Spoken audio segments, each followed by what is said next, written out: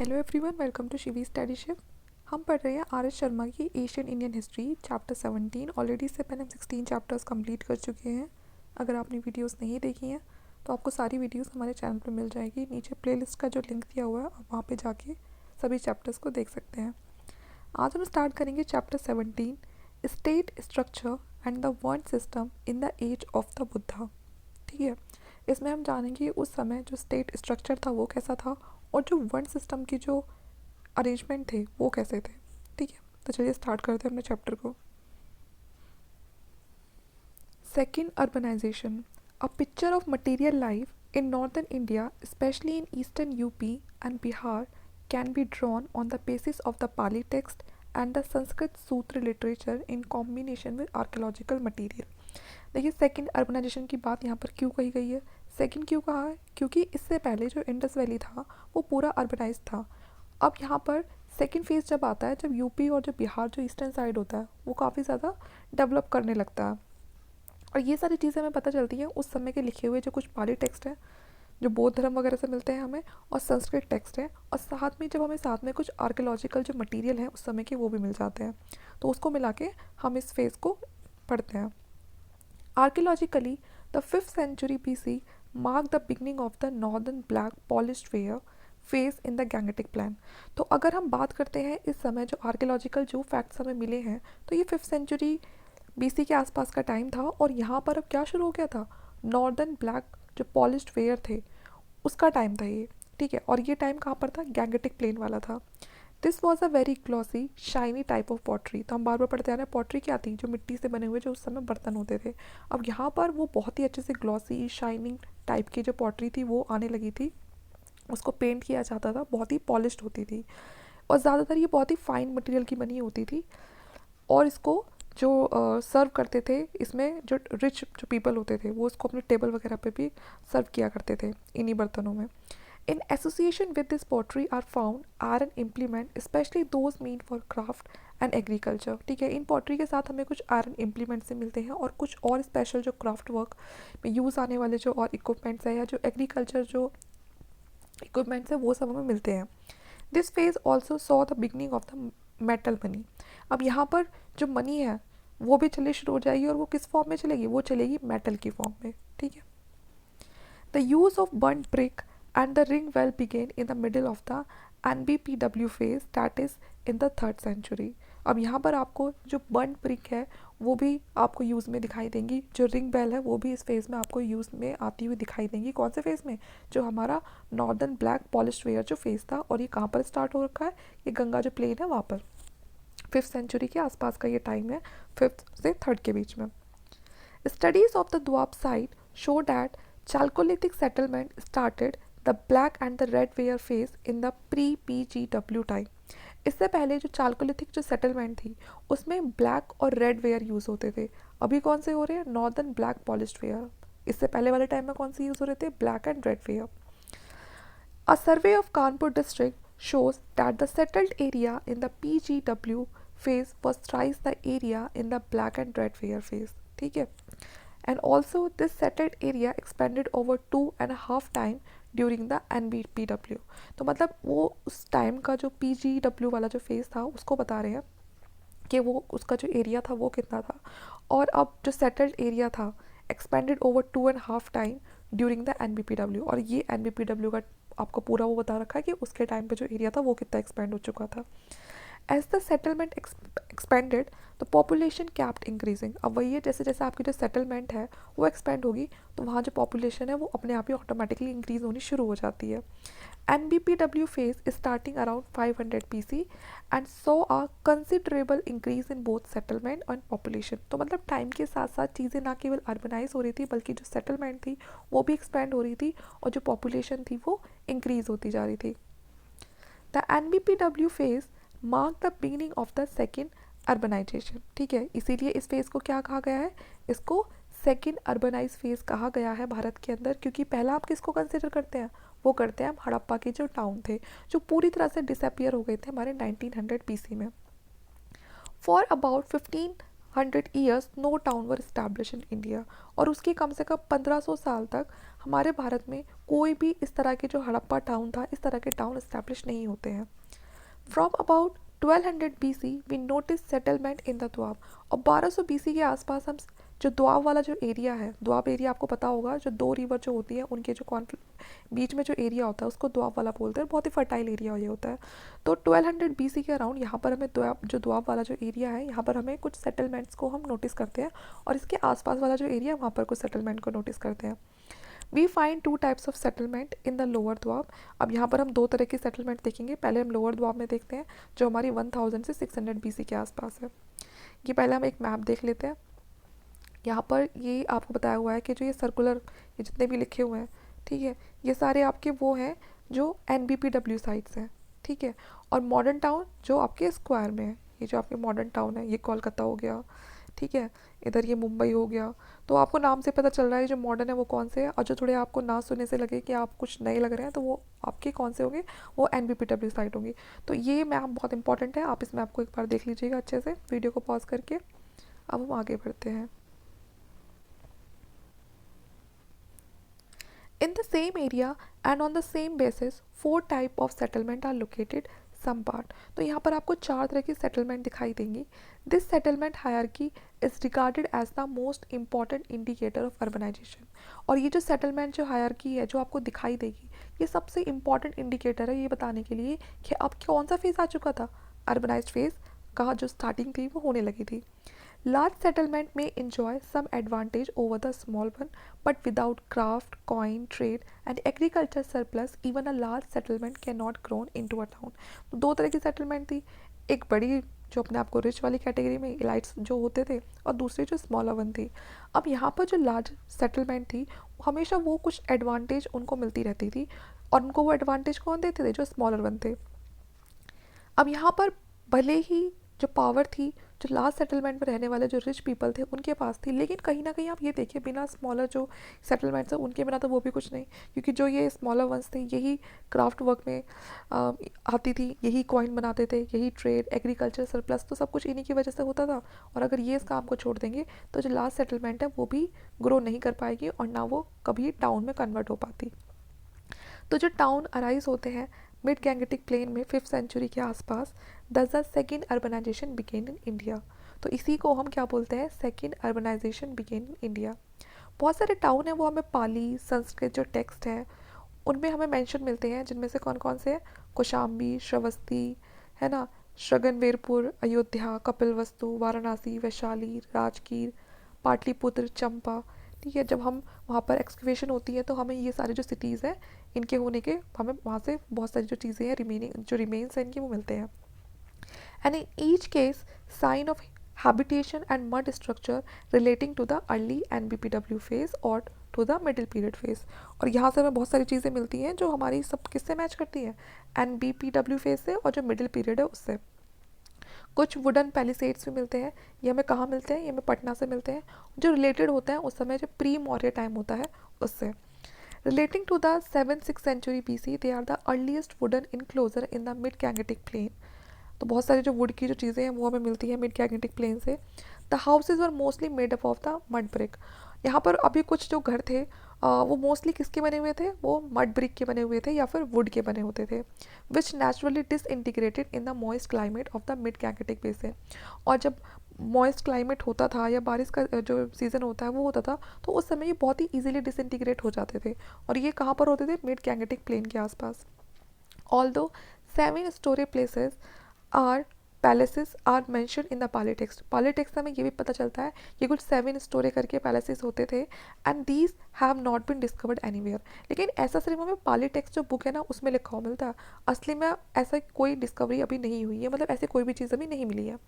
The structure that have so far been excavated are generally unimpressive, though together with the other material remain, they indicate a great increase in the population in comparison to the PGW settlement। तो मतलब अगर हम settlement की बात करें या population की बात करें तो जो ये हमारा ये वाला जो फेज़ था ये, ठीक है, जो PGW वाला जो फेज़ था उसमें इतनी ज़्यादा जो सेटलमेंट और पॉपुलेशन नहीं थी जितनी कि आगे चल के जो हमारा NBPW फेज़ है उसमें बहुत ज़्यादा बढ़ेंगी।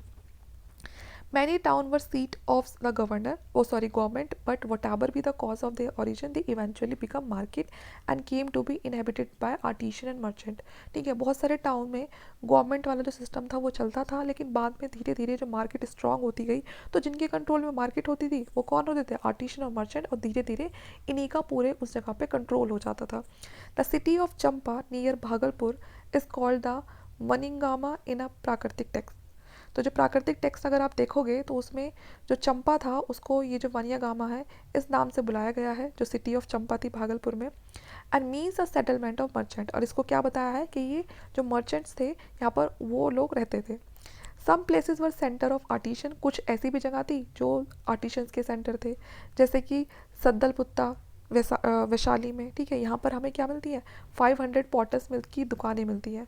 Both artisan and merchant were organised into guild under their respective headman. जितने भी आर्टिशन होते थे, मर्चेंट होते थे, वो एक मतलब एक ग्रुप बना के रहते थे, एसोसिएशन बना के रहते थे, और सबका क्या होता था, एक हेडमैन होता था. धीरे धीरे जब ये इस तरह से रहने लगे तभी तो उनका ट्रेड बढ़ा तो उन्होंने मार्केट बनाई, और मार्केट पे इनका कंट्रोल आते ही फिर आगे चल के यही एलाइट क्लासेस में आ जाते हैं. We hear of 18 guild of artisans, but only the guild of smith, carpenter, leather worker and painter were specified. तो वैसे तो 18 इस तरह के ग्रुप थे आर्टिशियन के, जिसमें कुछ जो सुनार वाला काम करते हैं, कुछ कारपेंट्री, कुछ लेदर वर्क करते थे, कुछ पेंटिंग करते थे. इनके बारे में स्पेशली हमें ज़्यादा पढ़ने के लिए मिला है. बाकी जो लोग थे उनका हमें जो नाम है वो इतना स्पेसिफिकली वो हमें नहीं पता. Both artisan and merchant lived in a fix locality in town.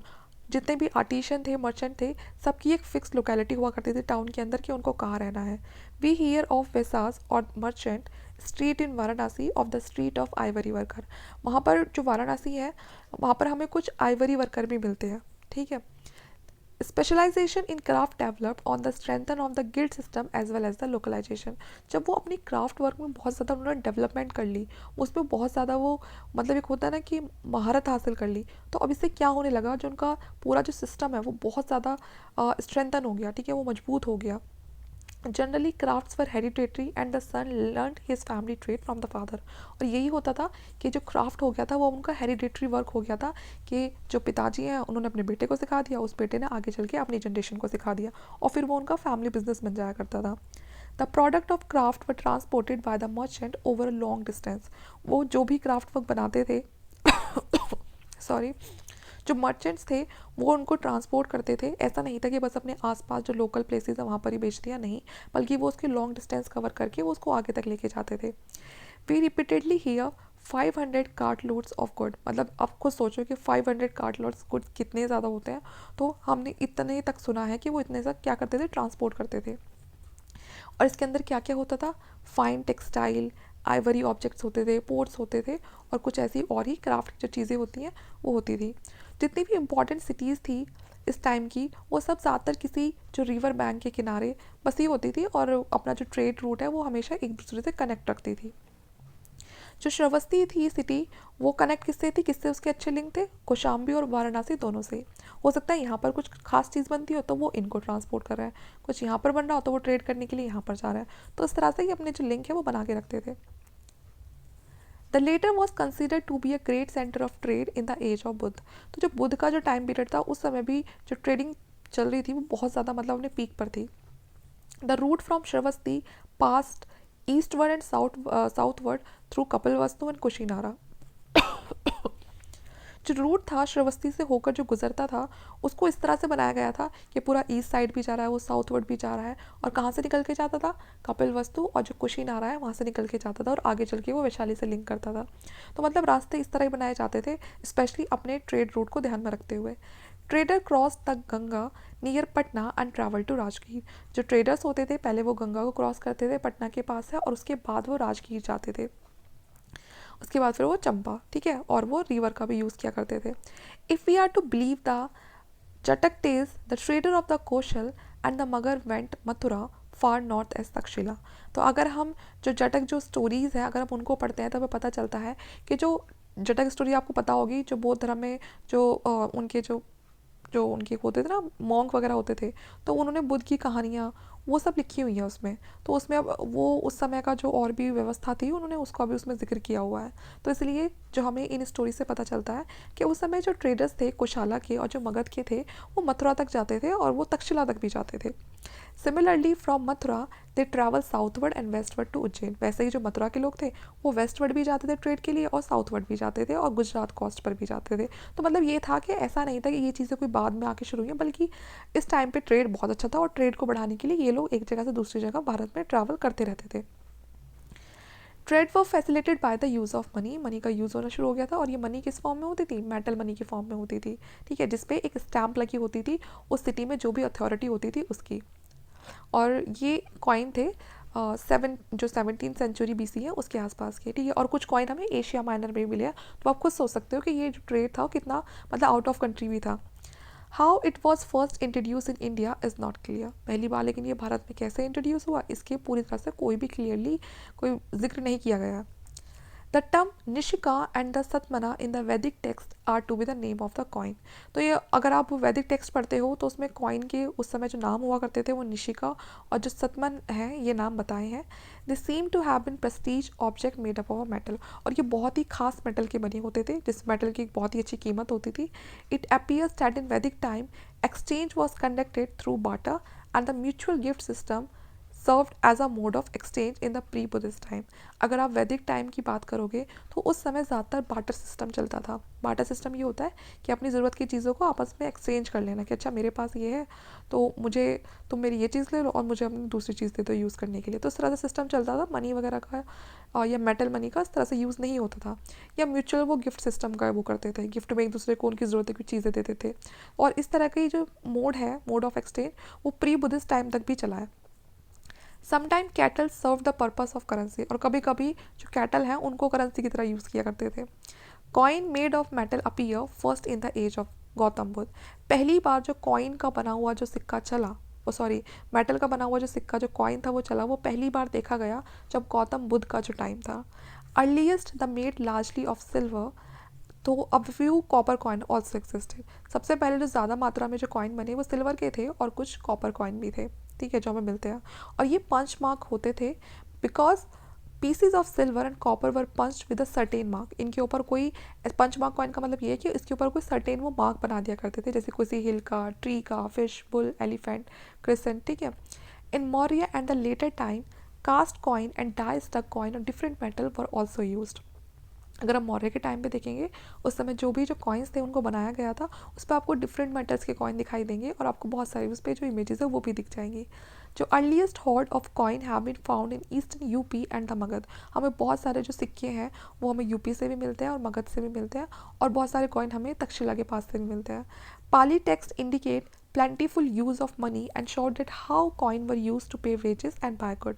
अगर आप पाली टेक्स्ट को पढ़ते हैं तो वो आपको बहुत ही अच्छे से बताएगा कि उस समय जो मनी है और जो कॉइन है उनको किस तरह से जो वेजेस होते हैं उसके लिए यूज़ किया जाता था, है ना, जो सैलरी होती थी उस समय देने के लिए लोगों की, और या फिर वो किस तरह से जो गुड्स वगैरह वो उनसे बाय करते थे। The use of money had become so universal that even the price of dead mouse was estimated in it. और कुछ समझ सकते हो कि उस समय जो मनी थी वो यूनिवर्सल थी। ठीक है ना, जो मनी है जो यूज़ था मनी का वो यूनिवर्सल था। यहाँ तक कि जो एक डेड माउस का भी एक एस्टिमेटेड प्राइस होता था।